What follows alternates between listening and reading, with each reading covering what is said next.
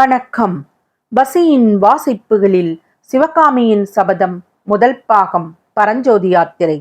அத்தியாயம் 37. கண்ணபிரான். முன் அத்தியாயத்தில் கூறியபடி இதயத்தில் பெரிய பாரத்துடனே மடத்தின் வாசற்பக்கம் வந்து ஆயனர் தம் உள்ள நிலையை வெளிக்கு காட்டாமல் சமாளித்துக் கொண்டு சிவகாமியை பார்த்து, குழந்தாய், இப்பொழுது நாம் ஊருக்கு திரும்பி விடலாம் அல்லவா என்று கேட்டார். கமலியை பார்த்துவிட்டு காலையில் போகலாம் அப்பா என்று சிவகாமி மறுமொழி சொல்லிக் கொண்டிருக்கும் பொழுதே கடகடவென்ற சத்தத்துடன் இரட்டை குதிரை பூட்டிய ரதம் ஒன்று அங்கே நின்றது. அதை ஓட்டி வந்த சாரதி ரதத்தின் முன்தட்டிலிருந்து குதித்து வந்து மடத்து வாசலில் ஆயனரும் சிவகாமியும் நின்று கொண்டிருந்த இடத்தை அடைந்தான். அவன் நல்ல திடகாத்திர தேகமுடையவன். பிராயம் 25 இருக்கும்.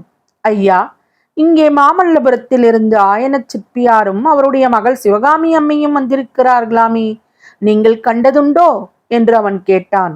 ஓஹோ, கண்ணபிரானா, எங்களை யார் என்று தெரியவில்லையா உனக்கு என்றார் ஆயனார். அது தானே தெரியவில்லை. இந்த சப்பை மூக்கையும் இந்த அகலக்காதையும் எங்கோ பார்த்திருக்கிறேன், நினைவு வரவில்லையே என்று கண்ணபிரான் தன் தலையில் ஒரு குட்டு குட்டி கொண்டு யோசித்தான். என் அப்பனே, மண்டையை உடைத்துக் கொண்டு எங்கள் மேல் பழியை போடாதே. கமலி அப்புறம் எங்களை லேசில் விடமாட்டாள். நீ தேடி வந்த ஆயன சிற்பியும் சிவகாமியும் நாங்கள் தான் என்றார் ஆயனர். அடடா, இதை முன்னாலேயே சொல்லியிருக்க கூடாதா? எனக்கும் சந்தேகமாகத்தான் இருந்தது. ஆனால் கண்ணால் கண்டதும் பொய், காதால் கேட்டதும் பொய், தீர விசாரிப்பதே மெய் என்று கும்பகர்ணனுக்கு ஜாம்பவான் சொன்ன பிரகாரம் இருக்கட்டும். அப்படியென்றால் நீங்கள் தான் ஆயன சிற்பியும் அவருடைய மகள் சிவகாமியுமாக்கும். ஆனால் உங்களில் யார் ஆயன சிற்பி, அவருடைய மகள் யார் என்று விகடகவியான அந்த ரதசாரதி கேட்டுவிட்டு அந்தி மாலையின் மங்கிய வெளிச்சத்தில் அவ்விருவர் முகங்களையும் மாறி மாறி உற்று பார்த்தான். சிவகாமி கலகலவென்று நகைத்துவிட்டு, அண்ணா, நான் தான் சிவகாமி. இவர் என் அப்பா. நாம் நிற்பது பூலோகம், மேலே இருப்பது ஆகாசம். உங்கள் பெயர் கண்ணபிரான், என் அக்கா கமலி. இப்போது எல்லாம் ஞாபகம் வந்ததா? அக்கா சௌக்கியமா என்று இன்று ராத்திரி உங்கள் வீட்டுக்கு வருவதாக எண்ணியிருந்தோம் என்றாள். ஓஹோ, அப்படியா? கும்பிட போன தெய்வம் விழுந்தெடுத்து குறுக்கே ஓடி வந்த கதையாக அல்லவா இருக்கிறது. நீங்கள் எங்கள் வீட்டுக்கு வருவதாக இருந்தீர்களா? ஆமாம். வரலாமா கூடாதா? ஒரு விதமாக யோசித்தால் வரலாம், இன்னொரு விதமாக யோசித்தால் வரக்கூடாது. அப்பா, நாம் ஊருக்கே போகலாம், புறப்படுங்கள் என்று கோபக்குரலில் சிவகாமி கூறினாள். அம்மா தாயே, அப்படியெல்லாம் சொல்லக்கூடாது. கட்டாயம் வர வேண்டும். நான் இன்றைக்கு வீட்டை விட்டு கிளம்பிய போது கமலி என்ன சொன்னால் தெரியுமா? இதோ பார், இன்றைக்கு நாவுக்கரசர் மடாலயத்துக்கு ஆயன சிற்பியார் வருகிறாராம். அவருடன் என்னுடைய தோழி சிவகாமியும் வந்தாலும் வருவாள். 2 பேரையும் அழைத்து கொண்டு தான் ராத்திரி நீ வீட்டுக்கு திரும்பி வர வேண்டும் என்றாள். நான் என்ன சொன்னேன் தெரியுமா? அவர்கள் பெரிய மனுஷால். கமலி, நம்மை போன்ற ஏழைகள் வீட்டுக்கு வருவார்களா? வந்தால்தான் திரும்பி போவார்களா என்றேன்.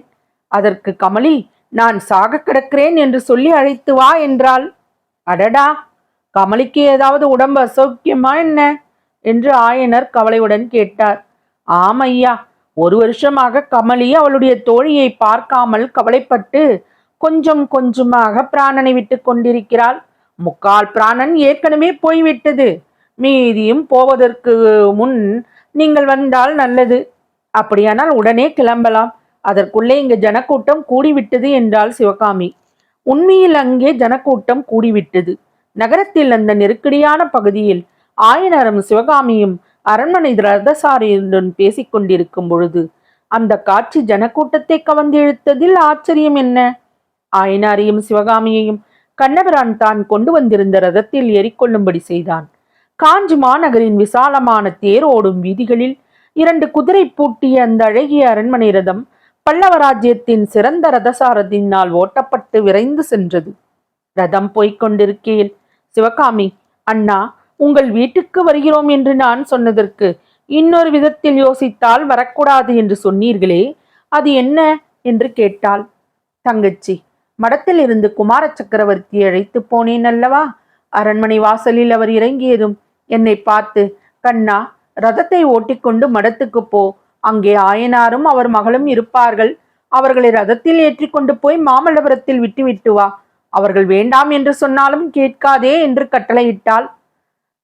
குமார சக்கரவர்த்தி அவ்விதம் கட்டளையிட்டிருக்கும் போது நம்முடைய வீட்டுக்கு அழைத்து போகலாமா என்று யோசித்தேன் என்றான் கண்ணபிரான்.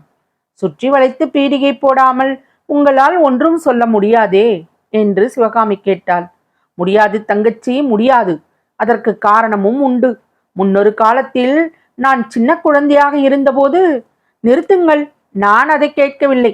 அவசரமாக குமார சக்கரவர்த்தி மடத்திலிருந்து போனாரே, ஏதாவது விசேஷமான செய்தி உண்டோ என்று கேட்டேன். மதுரையிலிருந்து தூதுவர்கள் வந்திருக்கிறார்கள். மதுரையிலிருந்து தூதுவர்கள் என்றதும் தான் சிவகாமிக்கு முன்னம் கேள்விப்பட்ட திருமண தூது விஷயம் ஞாபகம் வந்தது. எனவே தூதர்கள் என்ன செய்தி கொண்டு வந்தார்கள் என்று கவலை தொனித்த குரலில் கேட்டாள். அந்த மாதிரி ராஜாங்க விஷயங்களை எல்லாம் நான் கவனிப்பதில்லை தங்கச்சி என்றான் கண்ணபிரான். அதை கேட்ட ஆயனார், ரொம்ப நல்ல காரியம் தம்பி. அரண்மனை சேவகத்தில் வெகு ஜாக்கிரதையாக இருக்க வேண்டும். நமக்கு சம்பந்தமில்லாத விஷயங்களை காதிலேயே போட்டுக்கொள்ளக்கூடாது என்றார். அப்போது ரதம் தெற்கு ராஜவீதியில் அரண்மனையின் முன்வாசலை தாண்டி போய்க் கொண்டிருந்தது. வீதியின் ஒரு பக்கத்தை முழுவதும் வியாபித்திருந்த அரண்மனையின் வெளிமதிலையும் முன்வாசல் கோபுரத்தையும் அதை காவல் புரிந்த வீரர்களையும் உள்ளே தெரிந்த நெடிய பெரிய தாவல்யமான சுவர்களையும் படிப்படியாக பின்னால் உயர்ந்து கொண்டு போன உப்பரிகை மாடங்களையும் சிவகாமி பார்த்தாள். தன்னையும் தன்னுடைய இதயத்தையும் கவர்ந்த சுகுமாரரையும் பிரித்து கொண்டு இத்தனை மதில் சுவர்களும் மாட கூடங்களும் தடையாக நிற்கின்றன என்பதை எண்ணி ஒரு நெடிய பெருமூச்சு விட்டாள். தொடரும். பசியின் வாசிப்புகள் பிடித்திருக்கும் என்று நம்புகிறேன். எனக்கு சப்ஸ்கிரைப் செய்து, லைக் செய்து, ஷேர் செய்யவும். தங்களின் மேலான கருத்துக்களை கமெண்டில் பதிவிடவும். அதுவே எனக்கு உற்சாகமூட்டும். நன்றி.